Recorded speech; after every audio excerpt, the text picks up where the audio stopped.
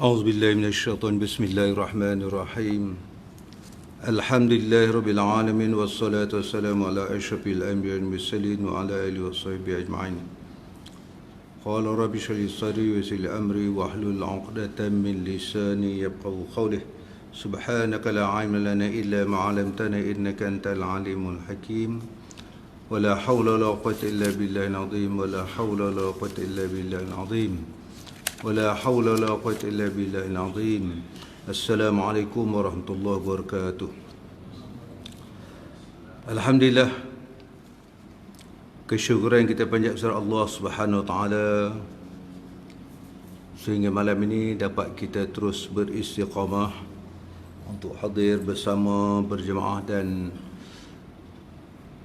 bersama dalam majlis ilmu. Mudah-mudahan apa yang kita cari ini akan bertemu dengan ketentuan Allah Subhanahu Wa Taala kepada kita. Kerana hidup ini adalah suatu perjalanan, kita jangan lupa. Hidup adalah suatu perjalanan untuk memastikan apa yang perlu kita isi, apa yang perlu kita buat, apa yang perlu kita amal untuk mencari bekalan, nak memastikan kita selamat di akhirat kelak. Kejayaan yang kita dapat hari ini, kesenangan yang kita peroleh ini belum tentu kejayaan yang hakiki lagi. Penentuan sama ada kita selamat atau tidak, tuan-tuan, ialah ketika di alam barzah. Kalau alam barzah dah terlepas, maknanya akhirat akan terlepas. Kalau tersangkut di alam barzah, mana di akhirat pun tersangkut. Sekarang kita masih duduk dalam keadaan zon selesa, kita rasa selesa. Walaupun peringatan-peringatan dari Allah Ta'ala banyak sangat kepada kita, tapi kadang-kadang langsung tak menjadi aktibar kepada kita. Suasana keadaan hari ini kita lihat. Kita lihat dengan cubaan Allah Ta'ala pada kita hari ini yang tidak menunjukkan akan tamatnya ujian Allah Ta'ala yang kita sedang hadapi ini. Malahan mungkin akan bertambah lagi ataupun siri-siri yang berikut lagi. Kalau manusia ni nak sedar, dia sedar dah. Tapi kalau jenis manusia tak mahu sedar, dia tak akan sedar lagi. Maka sebab itu kita kena fikir diri kita, saya fikir diri saya, tuan-tuan, pastikan yang kita ini dapat buat sesuatu yang terbaik untuk diri kita. Maka sebab itulah kita datang belajar ni bukan sekadar kita datang dengar, tapi kita nak ambil peringatan yang dibawa oleh Baginda Rasulullah SAW, ingat kepada kita peringatan Rasulullah SAW, memastikan umat ini selamat. InsyaAllah tuan-tuan, malam ini kita akan sambung pengajian kita masih dalam bab yang pertama, nak membicarakan tentang sesaan bagi orang yang meninggalkan solat. Kita lihat sambungan muka surat 10, sambungan pada bulan lepas, dan lagi sabda Rasulullah SAW yang maksudnya orang yang meninggalkan semayang sedangkan ia dalam keadaan sihat, dia bukan sakit, bukan uzur. Dia tak semayang ni kerana dalam keadaan dia sihat, bukan uzur. Uzur cerita lain. Ini sihat, dia tak semayang, tak salat dalam suasana keadaan dia sihat. Nescaya tidak ditilik oleh Allah Ta'ala dengan tilik rahmat dan tidak diampunkannya. Allah Ta'ala tak pandang. Allah Ta'ala tak pandang kita, tuan. Nikmat Allah Ta'ala kita ambil, rezeki dia kita ambil semua. Tetapi hak kita, kita minta Allah bagi. Tapi hak Allah Ta'ala yang tuntut pada kita, kita tak buat. Maka orang manusia macam ni, Allah Ta'ala tak pandang dia dengan pandangan rahmat. Mana nak datang keberkatan? Rezeki maknanya tidak ada dapat. Keberkatan tidak ada. Jangan kita dah banding pula dengan orang yang orang Islam sebagainya. Mana dia tu tak sembahyang pun, tak ni pun, dia senang lenang lagi. Rezeki Allah Ta'ala bagi ni dua bentuk tuan. Rezeki yang kita takut ini adalah rezeki yang bentuk istidrat. Apa makna rezeki istidrat ini? Allah Ta'ala memberi dengan keadaan mempermuakan. Lagi kita leka, lagi maknanya kita sombong ada, lagi kita tak ingat pada dia, lagi Allah Ta'ala bagi. Supaya senang Allah Ta'ala nak rentak. Istidrat nama dia. Jangan heran tuan. Dia ni tak semayang pun, dia tak berkisah apa pun, tapi senang lenang tengok tuan. Nilai manusia tengok rumah dia, tengok kat air semua. Itu nilai manusia. Air dia senang, perniagaan dia okey, walaupun dia tak berkisah. Yang orang yang setengah orang ni maknanya dia tumpu amal ibadah dia sepenuhnya. Jaga sebaik mungkin, tapi kadang-kadang tak boleh kaya macam dia. Tapi Allah Ta'ala nak bagi lebih terbaik di sana lagi. Kalau bagi senang sini, sana susah, nak buat apa tuan? Dunia nampak hebat, tetapi di akhirat miskin tuan. Muflis. Maka Rasulullah tanya pada sahabat, muflis, apa itu muflis? Sahabat kata, muflis ini adalah orang yang tidak ada harta. Wang ringgit tidak ada, susah. La, Rasulullah bukan.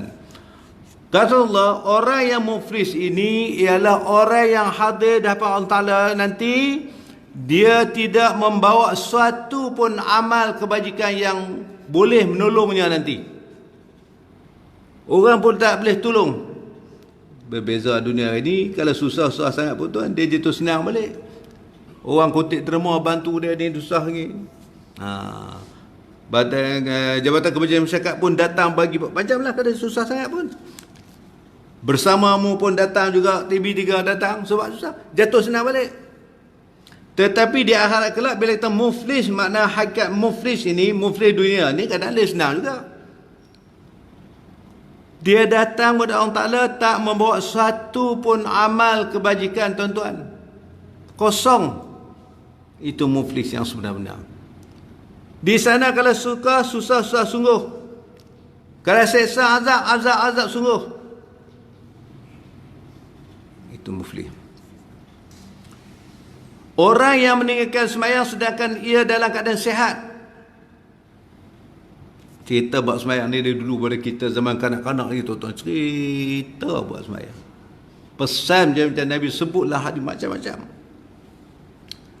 Nasihat tidak ditilik oleh Allah Ta'ala dengan tilik rahmat dan tidak diampunkan dosanya. Allah Ta'ala. Tanda rahmat. Badan tak dapat keberatan. Cari banyak tak pernah cukup. Lagi banyak lagi tak cukup. Apa sebab tu? Tidak ada keberkatan. Barakah ni maknanya kita hidup ni nak cari maknanya umur yang barakah.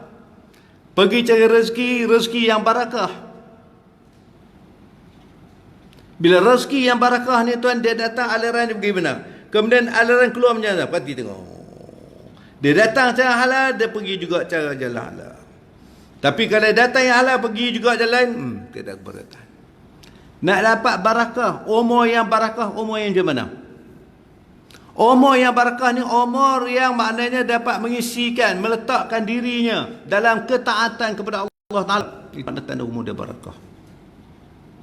Pengisian kita pagi tadi sampai malam ni, apa pengisian kita buat? Waktu kita macam mana check balik? Buat checklist. Okey. Malam ni pula hadir berjemaah, boleh, makna majlis air boleh. Okey. Nak cek umur dia. Siapa pilih ni? Tuan-tuan datang ni siapa pilih? Allah yang pilih. Kalau Allah Ta'ala tak nak pilih tuan, tak usah nak datang dia. Kalau Tuhan tak pilih kita tuan-tuan, kita hadir betul majlis pun mana hati bukan duduk di situ, tapi hati duduk di luar. Hanya jasad saja. Tapi bila kata yang Allah Ta'ala pilih ni, pilih maknanya dengan penuh keberkatan di tuan, hati. Rasa seronok, rasa ketenangan yang dapat. Dan lagi tak dapat rahmat, Tuhan tak ampun. Segala dosa Tuhan tak ampun. Segala amal ibadah dia pun nak tak kat mana. Awal minggu tu saya dah sebut dah lah. Buku akaun tak ada. Orang nak masuk duit kat kita. Nak masuk je, nak nombor akaun pun tak ada. Dia tanya buat soalan, buat salat, buat sembahyang dulu. Kalau semayang dah tak ada apa ada, nak letak kat mana? Nak sangkut kat mana? Ibarat macam rumah lah. Tuan beli perabot itu, ini ke semua. Rumah dah bocor, musim hujan. Tak ada, rumah tak ada. Nak letak kat mana? Nak tumpang teduh kat mana? Rumah tak ada. Asas basic dia mana? Salat. As-salatu imanuddin. Semayang tu tiang agama, din. Kalau semayang dah tak ada lah. Allah Ta'ala tidak tilik dengan rahmat dan tidak diampunkannya, sebaliknya disiksakannya orang yang tinggal solat dalam keadaan dia sihat, tuan. Kena faham ya? Dia tinggal semayang tadi, solat tadi dalam keadaan dia sihat. Allah Ta'ala takkan pandang dengan tilik rahmat, Tuhan tak akan ampun dosanya. Sebaliknya disiksakannya dengan siksa yang amat pedih, melainkan dia bertobat dengan Allah. Nak bertobat ni tuan, nak datang tobat, datang kisah dari hati, tobat. Nak datang tobat. Kalau duk mencungak bila baru nak tobat, saya tadi tobat ni maknanya sentiasa, tiap-tiap hari kita nak bertobat, minta ampun Allah Ta'ala sepanjang masa. Dan lagi sabda Rasulullah SAW, 10 orang daripada umatku yang dimurkai Allah Ta'ala ke atas mereka pada hari kiamat. Allah. Ada 10 jenis orang, kata Nabi, daripada umat aku. Nabi kata umat aku. Ada 10 orang daripada umatku yang sangat dimurkai oleh Allah Ta'ala ke atas mereka pada hari kiamat, dan disuruh bawa mereka itu kepada api neraka dalam keadaan gugur daging muka mereka itu.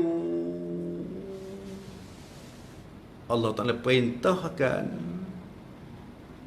malaikat bawa 10 jenis manusia ini, 10 jenis orang ni daripada kalangan umat aku. Nabi kata hari kiamat nanti, benda yang kita sebut ni benda depan kita, bukan benda semalam tau.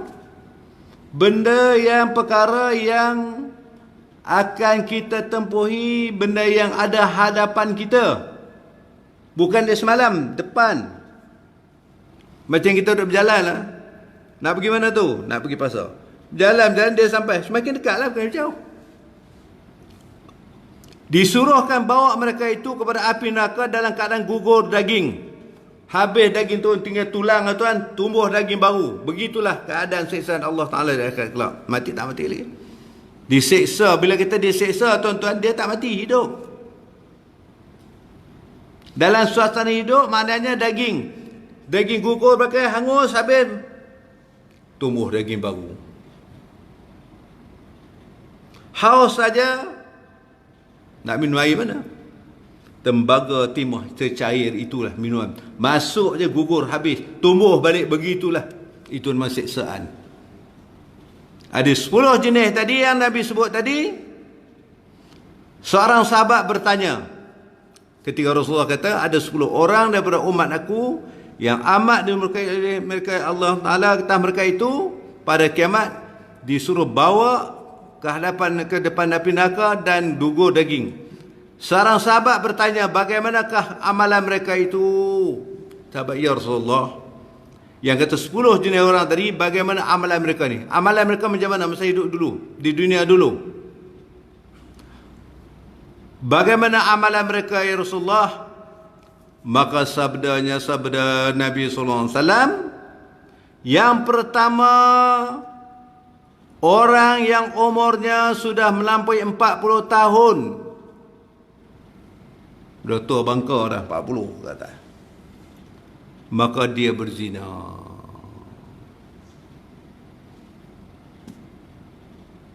Umur 40 tahun. Berzina. Yang kedua, imam. Bila imam tu makna pemimpin lah, rois. Kenapa kita kulukum ra'in wa kullukum mas'ul an ra'iyati. Jangan kita ingat bila kita mimpin tu, oh dia wabi, bila mimpin dia menteri, bila mimpin tak, kita lupa. Nabi kita kullukum ra'in, tiap-tiap kamu ra'in adalah pemimpin. Saya bercakap ke tuan di depan saya ni semua pemimpin. Kullukum ra'in, tiap-tiap kamu adalah pemimpin. Tak ada siapa kecuali saya nak lantik tuan ni jadi pengurusi, nak lantik tuan ni jadi ketua. Saya minta maaf lah, saya tak nak. Dia ingat dia boleh terlepas. Kita jangan ingat kita tak terima satu jawatan tadi, kita terlepas. Kita tak boleh lari daripada jawatan ketua. Tuan-tuan ingat. Jangan tuan-tuan ingat maknanya nama tuan tak ada sebagai surau, tak ada jawatan dalam jawatan kuasa pengurusan pentadbir surau ni, tuan-tuan tak ada tanggungjawab. Jangan tuan, ada. Nabi kita kullukum ra'in, tiap-tiap kamu ada pemimpin, wa kullukum mas'ul, dan tiap-tiap kamu akan disoal tentang kepimpinan kamu, tentang pengurusan kamu, tentang pentadbiran kamu, an ra'iyati. Habis tak ada, kita ketua sebagai suami rumah tangga kita. Siapa pimpin? Anak-anak kita, cucu kita. Wa kullukum mas'ul, dan tiap kamu, bila tiap-tiap tu, makna tak kecuali siapa pun. Dia gunakan kullukum ra'in, tiap-tiap kamu. Tu ayat dia. Dia kata jawatan tak? Tiap-tiap kullukum ra'in, tiap-tiap kamu adalah pemimpin. Wa kullukum mas'ul, dan tiap-tiap kamu yang memimpin tadi akan ditanya mas'ul an ra'iyati, tentang kepimpinan kamu. Lagi besar jawatan kita, lagi banyak soalan. Habis, saya maknanya okey. Bujang dia tanya juga macam mana kamu mentadbir menguruskan diri kamu, pimpin pada diri kita. Kalau kita seorang suami dengan anak, kita ada pimpin pada isi anak kita. Kalau kita maknanya bujang, maknanya akan ditanya juga tentang kepimpinan diri kita sendiri. Macam mana kita takbir diri kita, macam mana kita uruskan diri kita. Mau masuk waktu maghrib, macam mana kamu uruskan diri kamu waktu ni? Ada waktu ni kamu mesti lalai leka lagi dengan kerja harian kamu lagi, dengan kita buat kosong leka lagi, maknanya bagaimana kamu uruskan diri kamu. Nampak tuan? Urus kamu cari nafkah, macam mana kamu uruskan? Belakang kita ada mulut duk buka, dia nak makan je. Hujan tak hujan, ada tak ada, dia masih masa sampai masa dia nak makan. Berat tuan.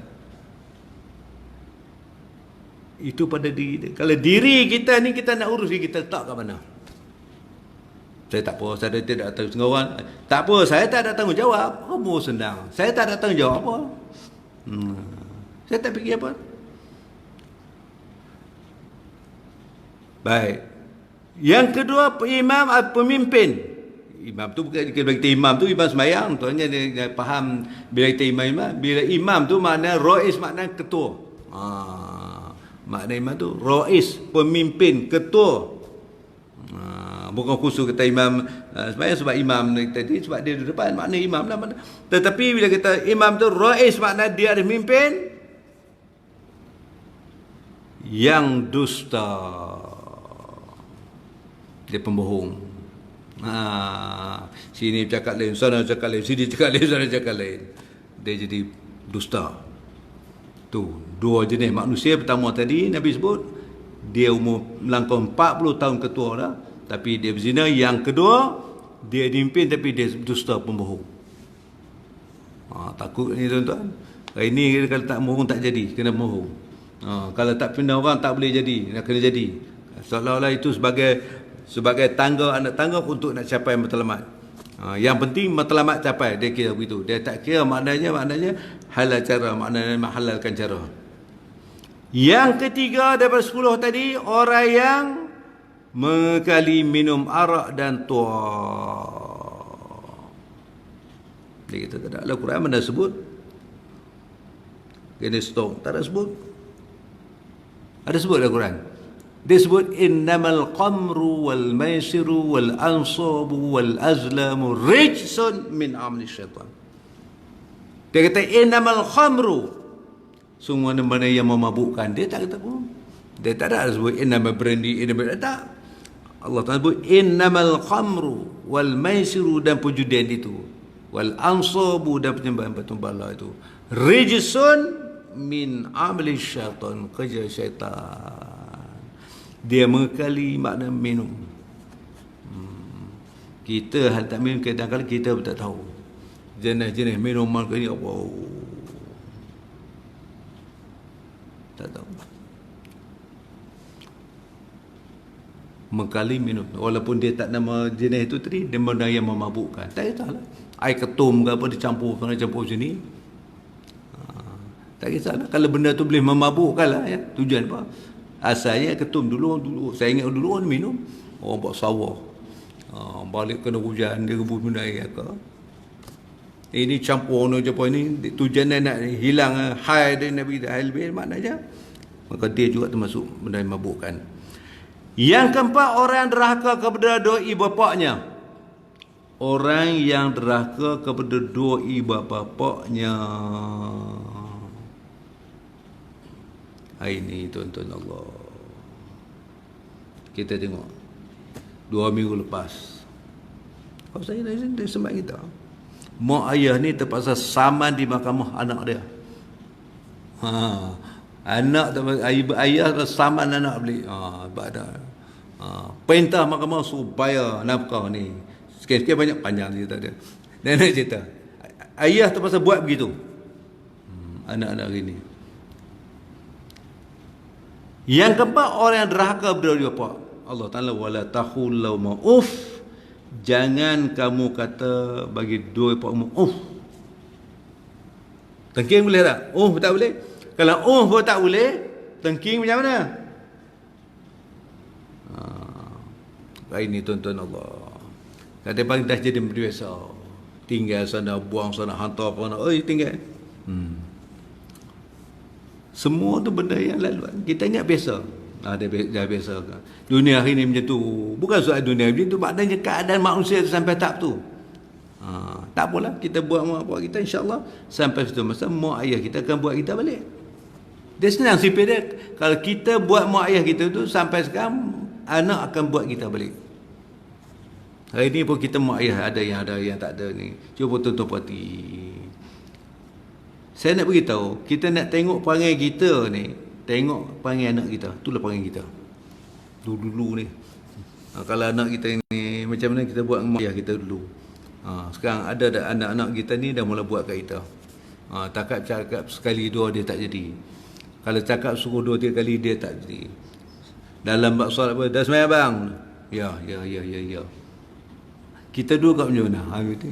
Nak berdiri datang, kita kadang kita terlupa. Kita lupa maknanya kita buat mak ayah kita dulu tu, dia akan jadi macam tu. Yang kelimanya daripada 10 yang Nabi sebut, yang amat dimurkai, yang sangat murkai oleh Allah Ta'ala pada hari kiamat kelak, yang kelimanya orang yang berjalan dengan mengumpat-ngumpat. Ini duduk kata membawang sana, membawang sini. Petang dia tak apa, orang depan tu mari sini, hak depan sini mari, hak sini dulu. Kalau nak cerita bab apa? Kalau nak cerita bab makan, dia cerita makan tak banyak mana. Nak cerita apa? Sedap cerita orang. Duk cerita mengumpat sana, mengumpat sini. Ya, orang tu tak tahu apa. Akhirnya maknanya pahala hak kita buat, sedekah kebajikan kita buat, semua balik pada orang tu. Tengok orang tu lebih sikit, kita dah tak senang, susah hati. Orang tu senang, kita usah hati. Siapa? Dia dengki, ish mana dia dapat duit ni, ish mana dapat ni duit, ish. Asal tu iblis ni bab tu. Maka Nabi kata al-hasadu ya'kulul hasanat fama ta'kulun narul hataba. Penyakit hasad ni tuan-tuan, Nabi kata al-hasadu ya'kulul hasanat, dia akan memakan seluruh amal ibadah kebajikan kita buat habis. Apa kebaikan yang kita buat? Habis dimakan oleh penyakit hasad tadi. Maknanya dimakan tadi, kebaikan yang kita buat ni bagaimana tu? Pergi kepada orang yang kita hasad dengki kat dia tu. Pergi semua pergi kat dia. Kadang-kadang hasad ni duduk pada hati, duduk di hati dia. Muka kita manis, tapi hati ni kita ada penyakit hasad kat kita. Siapa yang tahu kita? Dia tahu. Nabi kata, al-hasadu ya'kulul hasanat. Sungguhnya kebaikan yang kamu buat tadi akan memakan seluruh amal kebaikan yang kamu buat. Fama ta'kulu naral hataba. Seperti api yang memakan kayu api. Kalau pencuri masuk rumah tuan-tuan, sudah buruk, sudah basah, kita dia tinggal juga. Bolehlah kita pakai gerah pakai juga. Tinggal ke belakang bubur boleh pakai juga. Tetapi kalau rumah ni dah terbakar, api makan apa yang tinggal? Dia tak akan tinggal apa satu, habis bersih, tinggal abu. Demikianlah penyakit hasad ni Nabi kata dalam hadis ni, al-hasadu ya'kulul hasanat. Sesungguhnya penyakit hasad ni akan memakan seluruh amal kebaikan yang kamu buat. Fama ta'kulu naral hataba. Seperti api yang memakan kayu api. Kosong bang.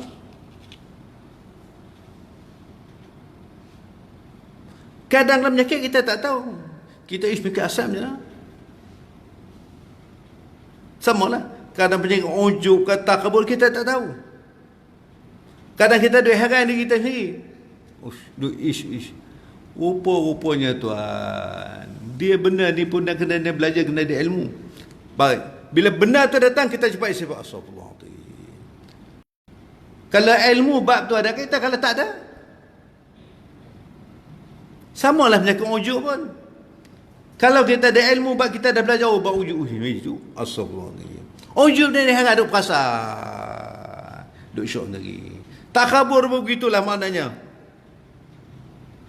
Kita tahu itu penyakit. Dia cerita bab ni tuan-tuan. Semua perkara-perkara ni tuan, kita kena pasti nak atasi supaya dia tak boleh merosakkan amal ibadah yang kita buat.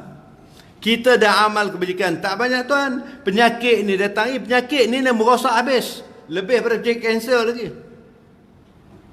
Tapi kalau kita tak belajar, tak tahu benda itu penyakit.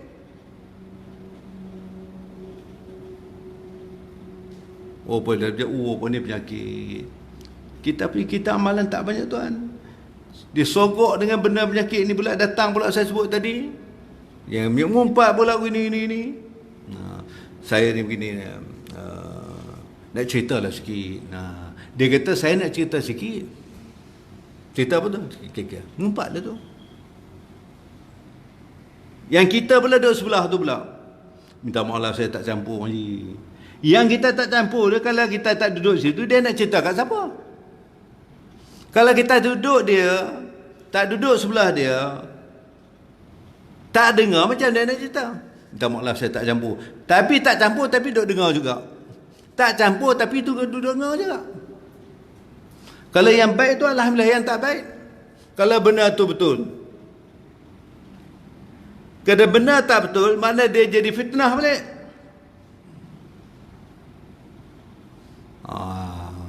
Penyakit kan. Maka yang kelima ialah orang yang berjalan dengan mengumpat-ngumpat, cerita keaiban orang lain. Kalau orang cerita keaiban kita ni, kita marah tak? Kita cerita apa kita? Cik Anu masa balik. Kalau orang cerita keburukan kita sikit, bukan banyak pun, kita rasa macam mana? Marah tak? Marah. Yang kita cerita keburukan orang tu macam mana? Tuan kena ingat, di akhirat kelak kita nak pergi cari, nak minta aman Allah Ta'ala boleh bertobat dengan manusia ni. Penyakit begini nak kena berjumpa, nak minta maaf. Bila kita minta ampun, nak pula kita buat fitnah orang tu, maknanya kita nak pergi cari dia kat mana? Mampu tak mampu, berani tak berani, sanggup tak sanggup. Kita nak mau begini tu. Saya tu apa hari sekian-sekian buat begini. Sanggup tak sanggup? Tak sanggup. Lepas tak lepas. Dosa manusia ni dia tak boleh terlepas dengan Allah Ta'ala. Boleh kita bertobat banyak mungkin. Walaupun dosa kita besar, mereka kata syirik saja makna Tuhan tak ampunkan. Kita kata dosa kita besar. lautan pengampunan Allah Ta'ala lebih besar, luas daripada dosa yang kita buat. Syarat kita nak bertobat dengan Allah Subhanahu Ta'ala. Cara nak bertobat dengan Allah Ta'ala, minta ampun dengan Allah Subhanahu Ta'ala. Sebab tu kita ni tuan-tuan, saya dah sebut dah, tiap-tiap hari ni lepas subuh paling tidak pun 70-100 kali kita istighfar minta ampun dengan Allah Ta'ala. Paling tidak 70-100 kali. Bukan tak astaghfirullahaladzim ni, istighfar dengan hati ni, sambil menyesal pun ibarat astaghfirullahaladzim, allazi la ilaha illa huwa, astaghfirullahaladzim. Renung balik kesilapan kita, dosa kita Allah Ta'ala, dosa mak ayah kita, dosa dengan isteri, anak-anak, astaghfirullahaladzim. Paling tidak dosa salam, antara 70-100 kali dia bertobat. Tu dia maksum, Habibullah kasih Allah, tapi dia bertobat antara 100 kali Nabi bertobat dengan tiap-tiap hari. Yang kita ni tak maksum, tak apa benda pun. Kadang lepas sembahyang nak istighfar 3 kali pun sepanjang sangat. Astaghfirullahaladzim. 3 kali pun sepanjang sangat. Jadi maknanya kita minta ampun tu nak macam kalau kita lah tulis silap. Draft surat-surat. Kalau silap kita padam tak? Padam tak? Kita tulis silap bang. Kira buat kira sikit tersilap. Padam. Kenapa padam? Sebab dia silap. Yang kita ni ada silap tak hidup kita hari tiap-tiap hari silap tak kita? Ada tak salah kita dengan Allah Ta'ala? Ada. Padam tak hari ni? Dah padam. Sebab kita kena isi sebanyak mungkin, paling tidak tuan, tiap-tiap malam kita isilah. Bangun pukul 4:30, 5 bangun, kita mengadu Allah Ta'ala, buat sembahyang tahajud, jangan tinggal tuan. Yang penting nak istiqamah. Sembahyang taubat kita yang tinggal tuan, minta ampun Allah.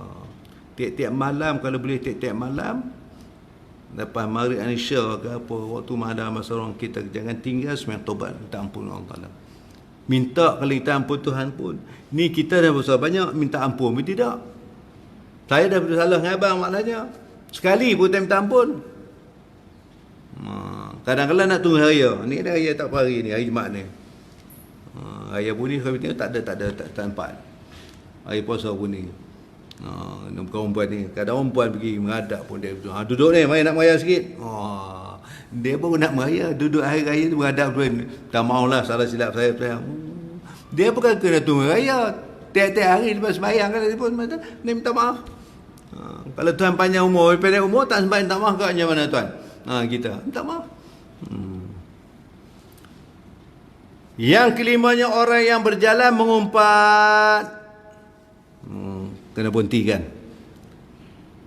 Sembang boleh. Mengumpat ni cerita keaifan orang. Yang keenamnya orang yang suka mengadu-ngadu. Dia nak dapat pasal dia cerita ini. Habis suka mengadu, adu domba. Mengadu keaifan orang lain, mengadu cerita panjang orang ni cerita. Saya sebenarnya beginilah, saya tak suka cerita. Dengan kau seorang lah aku nak cakap. Ngoleh saya cakap dengan kau seorang je. Tak ada orang lain, kau seorang je saya nak cakap ni. Yang kawan tu belah dengar lu, dia jumpa orang dia cerita pula. Entah, yang beritahu siapa, kau seorang pergi. Kawan tu sama juga, dia sama pusing. Sampai ke pengurusi surau, pengurusi, saya dengan pengurusi seorang, saya nak mengadu ni. Orang lain tak tahu. Ya kan? Ya. Kawan ni pula sampai pula. Akhirnya tak ada lah, semua pusing habis. Orang yang suka mengadu domba. Mengadu hal masalah tu lain. Ni mengadu domba ni cerita kebaikan. Yang ketujuhnya orang yang menjadi saksi dengan dusta.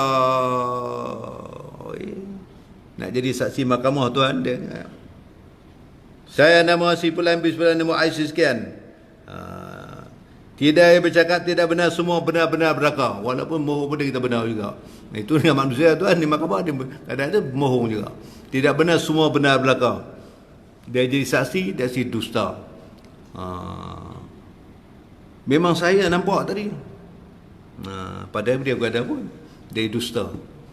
Nak menguatkan lagi maknanya sokan pada orang yang yang tuduh tadi. Saya tengok, saya mata kepala saya nampak. Dah tak cukup mata kepala pun nampak juga. Dengan mata kepala saya nampak. Kita gunakan bahasa tu. Mata nampak lah, kepala nampak apa? Sedangkan dia bohong, dia tipu. Ini dusta. Ini juga dia termasuk dalam 10 jenis orang yang Allah Ta'ala murka yang sangat di akhirat kelak, yang Nabi sebut. Ingat tuan-tuan, bukan sekadar dengan mana faham sungguh, jangan kita ni termasuk 10 jenis manusia yang tadi. Na'udzubillah min zalim, tak nyimpang dia. Yang ke-8-nya, orang yang tidak mengeluarkan zakat. Saya ada bayar zakat, tu zakat fitrah. Zakat pendapatan kita, zakat simpanan kita, zakat emas kita. Tak apa, lemak beli. Bubur bekas, simpan. Pakai dah. Sayang. Pakai tak boleh, duduk simpan. Ada kenduri baru nak pakai. Raya setahun sekali baru dia nak pakai. Zakat bukan hak kita, bukan hak kita. Kena bagi, bukan hak kita. Yang ke-9-nya, orang yang menzalimi harta orang Islam. Menzalimi harta orang Islam. Dia menzalimi penindasan untuk Islam. Buat pelaku penindasan. Buat inanya orang buat penindasan. Yang ke-10-nya, daripada 10 yang Rasulullah SAW sebut, yang dimurkai Allah Ta'ala di akhirat kelak, orang yang meninggalkan semayang. Semayang tu masuk juga tuan. Dalam bab kita ni, bab semayang ni, rupanya yang Nabi sebut 10 jenis orang yang amat dimurkai oleh Allah Ta'ala di akhirat kelak.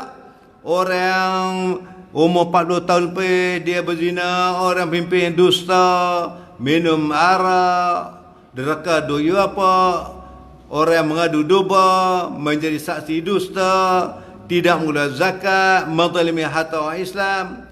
Ke-10 rupanya termasuk juga 10 orang yang meninggalkan semayang. Apa tu dah? Kita ni buat dah. Bimbang, takut Tuhan tak terima. Tak apa, kita buat. Janganlah tak buat. Kena buat hak kita. Kalau semayang tak ada, apa ada kita lagi sebagai seorang Muslim? Ke-10-nya, orang yang meninggalkan semayang, melainkan ia bertobat daripada segala dosanya yang sebut ini, melainkan dia bertobat. Yang sebut tadi, melainkan dia bertobat. Tobat nasuha, tobat sebenar-benar tobat, menyesal sungguh dan tak akan ulang lagi. Nama dia tobat, kena bertobat dengan Allah Ta'ala sebanyak mungkin. Mudah-mudahan Allah Ta'ala akan ampun kau dosa kita nak selamat ni. Dia nak bertobat pun masa hidup dia lah. Jaga nama Tuhan, waduh betang halkum, waktu tu lah kita nak bertobat, Tuhan tak terima dia waktu tu. Ni masa sihat begini, masa boleh maknanya tinggal dan kita buat yang terbaik lagi. Dan sebelum mana kita kena buat yang terbaik. Jaga tadi 10 benda tuan, jangan kita termasuk 10 jenis orang yang Allah Ta'ala amat murka. Maknanya bimbang tahu dah kita tak selamat. Maknanya yang kita sebut ni, nak cari apa sesuatu yang boleh menyelamatkan kita. Kita tak tahu kita ni gagal tak gagal sekarang. Di dunia mungkin kita okey, tapi di sana belum tentu lagi tuan. Maka alam yang depan kita ada 2 ni, alam penentuan. Alam penentuan makna kita selamat tak selamat, berjaya tak ya, ada 2 alam di hadapan kita buat penentuan. Alam yang duduk sekarang ni alam yang fana. Wa mal hayatad dunya illa matal ghurur. Hidup ni al-ghurur, tipu daya. Di sini proses yang kita perlu buat untuk diri kita nak selamat di sana. Kita depan kita 2 alam lagi tuan, jangan lupa. Alam akhir, alam barzah, alam lubang kubur. Alam mahsyar. Alam akhirat, alam barzah, alam akhirat. Tapi proses lalu tadi, alam mahsyar. As-sirat. Banyak perjalanan kita jauh lagi tuan. Yang haji ni pandai tinggal tak ada apa, kosong. Cari banyak sampai mana mungkin kita dapat sekali. Tetapi tuan, sampai satu masa kena loneh habis, kena keluar, kena tinggal. Balik kosong tuan-tuan kita. Jadi kita cari apa yang boleh bersama dengan kita di akhirat kelak. Apa yang boleh bersama kita di alam barzah tuan, untuk nak selamatkan kita. Penentuan selamat tak selamat kita 2 alam, alam barzah, alam akhirat.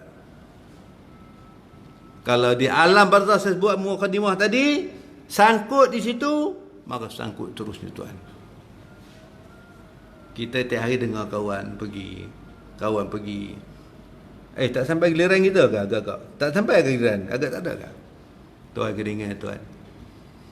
Jadi mudah-mudahan insya-Allah 10 benda ni kita cuba hindarkan supaya tak sangkut bagi kita. Semua benda-benda tuan boleh membatalkan, boleh menghilangkan kebaikan yang kita buat. Dahlah amalan kita buat tak banyak yang baik buat. Tuhan tak terima, Allah alam lagi. Kita sogok pula benda yang boleh merosakkan amalan kita lagi. Rugi. Jadi makna insya-Allah kita jadilah pemimpin pada diri kita. Saya fikir memimpin, takbirkan diri kita, kita nak letak diri kita kat mana tuan. Nak rehat ni maknanya rehat istilah orang yang beriman, istilah rehat dia adalah waktu beribadah dengan Allah SWT. Tuan-tuan yang datang ni orang kaya-kaya, orang susah dia tak boleh datang, duduk rehat. Waktu ni rehat sebenarnya siapa tak bagi tuan? Pengusi dah nak pagi pengusi, tak boleh, dia tengah mengaji. Dia tengah duduk di kelas, mana boleh ganggu, orang nak jumpa luar, tak boleh tuan. Ini rehat sebenarnya. Tak ada siapa boleh ganggu tuan. Ini rehat, fikiran pun tenang, hati pun tenang tuan duduk. Jadi insya-Allah apa yang kita laksanakan tadi maknanya Allah Ta'ala akan berikan usaha. Kerana Nabi sebut dalam mustikah hadis pertama, orang yang duduk di ilmu ni akan dapat keampunan. Dia dalam dalil taman Raudah. Dalam hadis dalam mustikah hadis sebut malaikat ni shift dia waktu subuh, waktu asar. Subuh dia sampai asar. Asar tadi sampai subuh pagi esok. Nampak? Tapi kita tak nampak. Nabi kata al-hikmatu dhalatul lil mu'min. Hikmah dalam ajaran sampai ni zahiran kita tak ambil. Apa hikmah? Kita jangan ingat tuan-tuan datang duduk kosong. Tak kosong tuan. Jangan kita ingat datang surau malam ni, datang bila ilmu ini tak ada apa. Tuan-tuan tak apa, nilai dia cukup besar tuan-tuan ni. Maka Nabi sebut orang yang ilmu ni radah. Taman radah ni mana tempat, makna kalau kita pergi buat umrah ke haji ke, di Masjid Nabawi itu nama kata kawasan radah. Radah ni makna tempat Nabi menyampaikan dakwah, Nabi menyampaikan ilmu kepada para sahabat, tu nama radah. Jadi majlis ilmu ni taman-taman radah. Jadi malaikat ni dia daripada maghrib tadi dia ke round memantau. Esok pagi dia akan menghadap Allah Subhanahu taala. Hadis ni dalam hadis mustika, hadis jilid yang pertama. Malaikat ni, ya Rabb, semalaman aku berjumpa satu kelompok hamba Engkau yang sedang duduk dalam majlis ilmu. Kami kembangkan sayap, malaikat kembang sayap dia.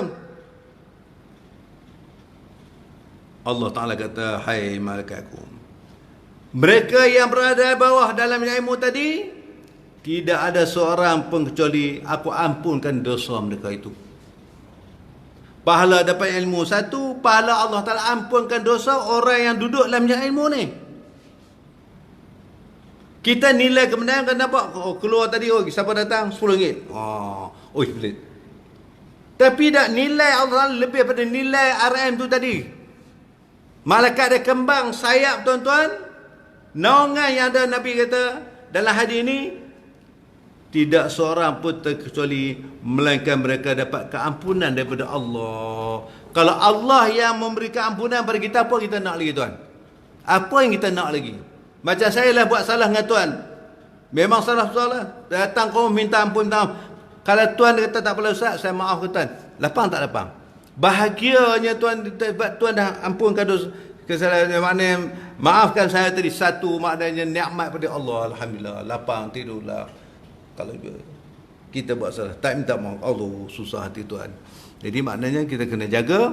InsyaAllah mudah-mudahan kita termasuk dalam kelompok yang Allah kembangkan sayap. Jadi subuh tu naik satu grup malaikat lain pula kemar. Dia round tengok orang yang cari mana kelompok maksud duduk dalam majlis malik ilmu tadi tu. Tengok insya-Allah kita akan sambung pada akan datang akibat meninggalkan sembahyang.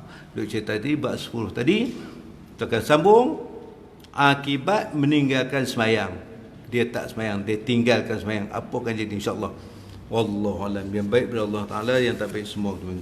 Auzubillahi minasyaitonir bismillahirrahmanirrahim. Muhammadin fil awwali wal akhirin tabaraka nasabban. Allahumma shrah bil Qur'an Allah dun sunnah sallallahu alaihi wasallam. Allahumma inna as'aluka ilman nafi'an wa rizqan thayyiban wa 'amalan mutaqabbalan walhamdulillahi rabbil alamin.